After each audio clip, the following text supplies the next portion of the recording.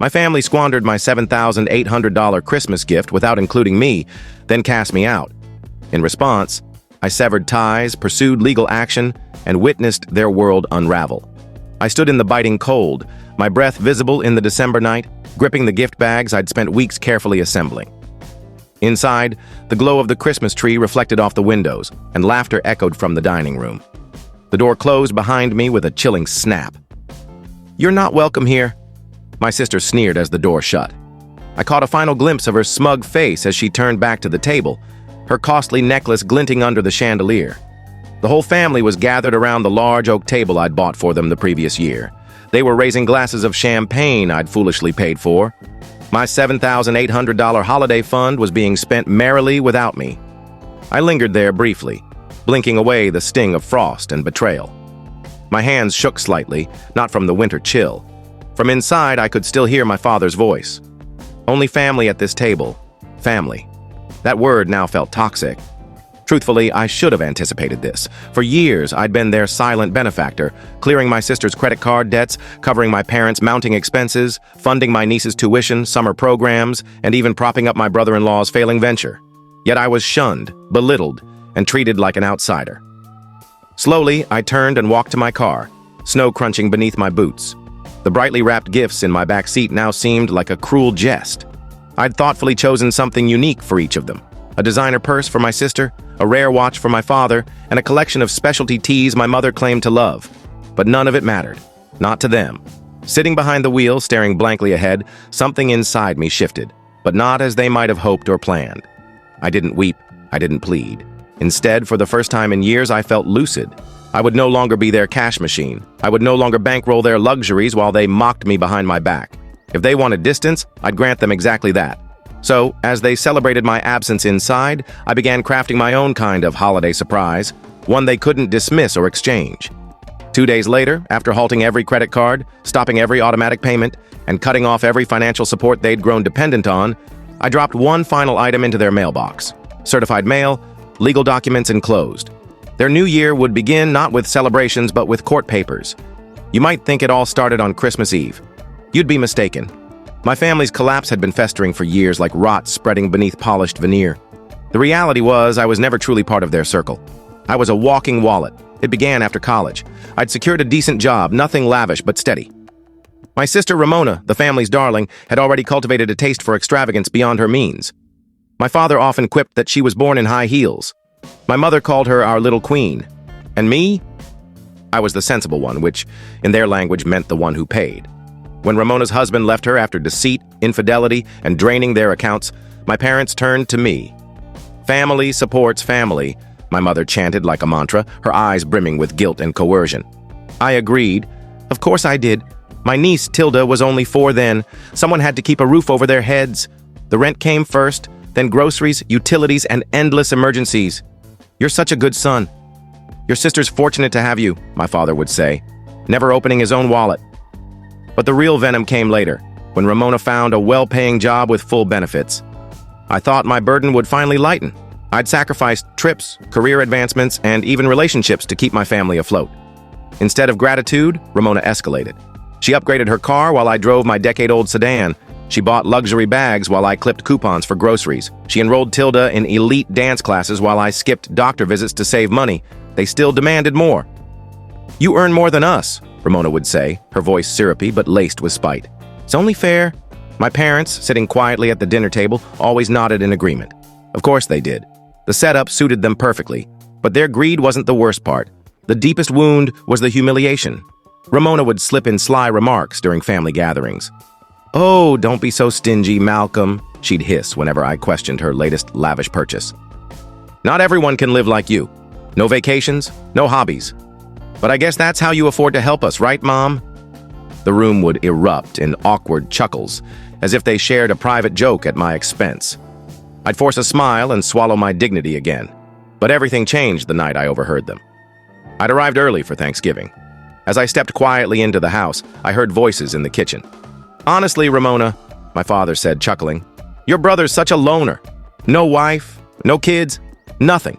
He clings to this family like it's all he has." "Yeah," my sister replied, her voice dripping with contempt. "He should be thankful we even let him hang around." I mean, who else would put up with him? At least he pays my bills." They laughed. My mother joined in. I stood frozen. All those years of sacrifice, of quietly absorbing every financial blow, of being the dependable one. And this was what they said behind closed doors. I didn't confront them that night, not yet. I slipped out silently, my stomach churning like acid. But something inside me shifted permanently. For the first time, I allowed myself to see the truth. They didn't love me, they loved what I provided. The next month, my sister's demands intensified. She called, asking if I could cover a $5,000 loan for a deposit on a luxury timeshare. I said no. Her response was swift and venomous. "After all I've done for you," she hissed, "don't be a selfish failure, Malcolm." That word again, failure. The next day, my father called, his voice thick with feigned disappointment. "Son, you know Ramona's struggling. What's a few thousand to you? You've always helped before." I nearly laughed. "Struggling? With her designer purses, spa retreats, and extravagant trips? Struggling?" Then came the final insult. My sister texted me, "You're lucky we still let you near our family table. Most families would have cut out a burden like you long ago." That Christmas, they did just that. When my father slammed the door in my face and said, "Only family at this table," he wasn't just barring me from dinner. They were erasing me from their lives. But here's what they didn't expect. I had proof, literal proof. I kept bank statements, wire transfers, and credit card payments I'd made for them over the years. Every dollar I spent bailing them out, every loan I covered, every bill I paid quietly while they snickered behind my back, all meticulously recorded. And now, it was all in my lawyer's hands. Because this wasn't just about feelings anymore. It was financial exploitation, deception. And when they opened that envelope on New Year's Day, certified mail, priority delivery, they'd realize I wasn't the failure in the family. I was their prey. Prey eventually fights back. The certified letter arrived on January 2nd, right after they'd burned through my money on their lavish New Year's Eve bash. I can picture it clearly. My father would have torn open the envelope first, his face creasing with confusion as he pulled out the thick stack of legal documents. My mother likely peered over his shoulder. Ramona, my sister, stood behind them, arms folded, smug as ever. But then the smugness vanished. Because those papers contained a detailed financial audit. Every transaction, every loan. I'd been quietly funding their lives for over 6 years. Itemized, time-stamped, and paired with my lawyer's demand for full repayment on grounds of financial abuse, manipulation, and prolonged exploitation. Attached was a notice of impending civil litigation. I didn't hear from them for 3 days. Then my phone rang. It was my father. The yelling started the moment I picked up. "What do you think you're doing?" He roared, so loudly I had to pull the phone away. "You're suing your own family?" I stayed calm, cold as ice. "I'm protecting myself," I said flatly, "from people who used me, legally, financially, emotionally, for years. You ungrateful little—" My father's voice cracked with fury. "After everything we've done for you, you mean after everything I've done for you," I corrected. "After the thousands I've poured into your bills, your vacations, Ramona's shopping sprees, Tilda's private school, all while you sat back, mocking me." My mother jumped on the line. She must have been on speaker. Her voice dripped with crocodile tears. "Sweetheart, please. We're family. We made mistakes, but this is cruel. You kicked me out of Christmas," I replied, quiet but firm. "You made your choice. Now I'm making mine." Then came Ramona. Predictably, she couldn't resist chiming in. "You've always thought you were better than us," she spat. "All you've ever done is lord money over us. You were just jealous I was the favorite." "Favorite?" Even now, she couldn't help herself. "You're right, Ramona," I said, my voice like steel. "You were the favorite. Congratulations, but your little throne's crumbled. The court will see exactly how much you valued me. You wouldn't dare!" she snapped. "It's already done." I hung up. For the first time in years, I felt weightless, like a man who'd carried a blazing building on his shoulders and finally let it fall. 2 weeks later, the mediation hearing arrived. They thought I was bluffing. They strutted into the conference room like nobility. My father in his tailored suit, my mother with her rehearsed sobs, and Ramona in full designer garb. All three sat across from me like predators ready to strike. But then my lawyer opened the folder. Exhibits A through G, bank records, written loan agreements, screenshots of texts where they openly insulted me while begging for cash, and voicemails where Ramona bragged about how easy it was to squeeze money from me.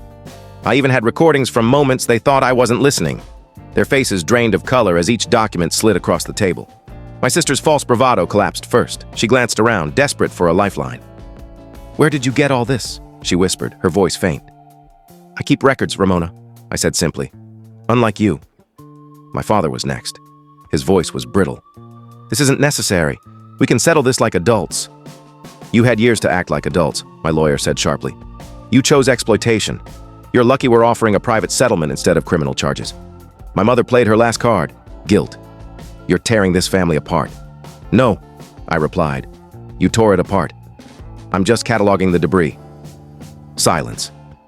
Even Ramona, the master manipulator, had no retort. The final settlement was brutal for them, but liberating for me. Full repayment plan. No further financial contact permitted. Non-compliance meant an immediate court date with criminal charges for fraud and coercion. They signed. They had no alternative. As I left the building that day, my sister's parting words trailed me like a wounded animal's cry. You'll regret this. I turned to her one last time. No, I said, smiling. For the first time in my life, I won't. The agreement was sealed, but the war wasn't over. In many ways, it was just beginning. For the first time in years, I severed every financial lifeline they'd comfortably drained. The payments stopped. The favors ended. The crises were no longer mine to fix.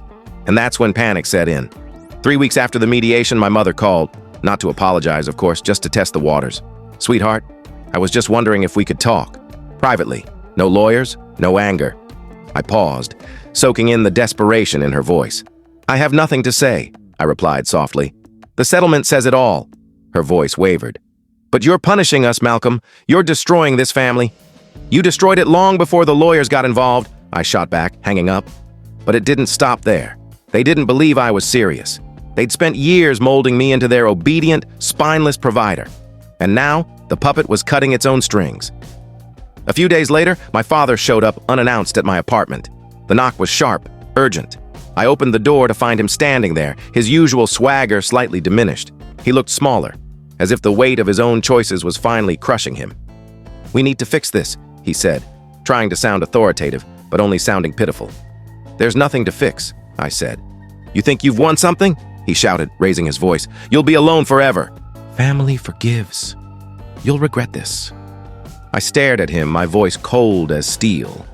You don't get to lecture about forgiveness when you've been stealing from me. He opened his mouth to argue, but no words came. The silence between us was louder than any fight we'd ever had. Finally, he stormed off, muttering curses under his breath. And then Ramona broke. Despite her bravado, she was always the weakest. But I'd underestimated how quickly her little empire would collapse. 2 months after the settlement, she called, not to make amends or seek peace, but to threaten. I hope you're satisfied, she hissed into the phone, practically seething. You humiliated me. My credit's ruined. My accounts are locked because of your pathetic lawsuit. You ruined your own credit when you lived off my money for half a decade, I replied, unflinching. She laughed bitterly. You think you've won? You're nothing, Malcolm. You'll always be bitter and alone. You'll never have a family because no one would ever want you. Her words were meant to wound deeply, but they didn't. Not anymore. Because I'd realized something. Her only real power was the shame she could instill in me. And the shame was gone. You're wrong, I said quietly. Because for the first time in my life, I've chosen myself. I hung up. The fallout grew uglier after that. I heard whispers from distant relatives. My parents had to sell one of their vacation homes to cover what they owed me. My father's retirement dreams vanished overnight. Their prestigious country club membership was canceled. Ramona's flashy SUV, which she loved to parade, was repossessed. Ramona moved back in with my parents. Her Instagram account quietly disappeared. No more curated vacation photos, no more fake luxury posts, just silence. They tried to spin their downfall as my betrayal to anyone who'd listen. People talk, and people hear. And slowly, the narrative shifted. More relatives began distancing themselves from them, quietly admitting they'd always seen Ramona as a leech, and my parents as her enablers. The final blow came unexpectedly. One afternoon, my lawyer called.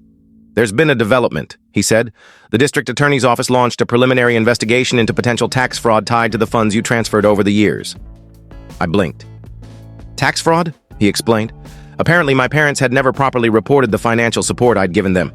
They'd passed it off as gifts to the IRS, despite the amounts far exceeding non-taxable limits. Combined with the paper trail we'd compiled for the civil case, it was enough to spark federal scrutiny. In other words, their greed could cost them even more. I sat there processing it all. This could destroy them, I said slowly. Yes, my lawyer agreed, but it's not your doing. They built this house of cards. All you did was stop propping it up. Weeks later, my mother left me one last voicemail. Her voice was soft, fragile, broken. Malcolm, please. We were wrong. I see that now. Your father can't sleep. Ramona's not well. We're lost without you. Please call me. Please. I listened to the message twice. Then I quietly deleted it. Because after years of manipulation, betrayal, and being treated like a human ATM, I no longer needed their validation. I no longer needed them at all. The chains were broken.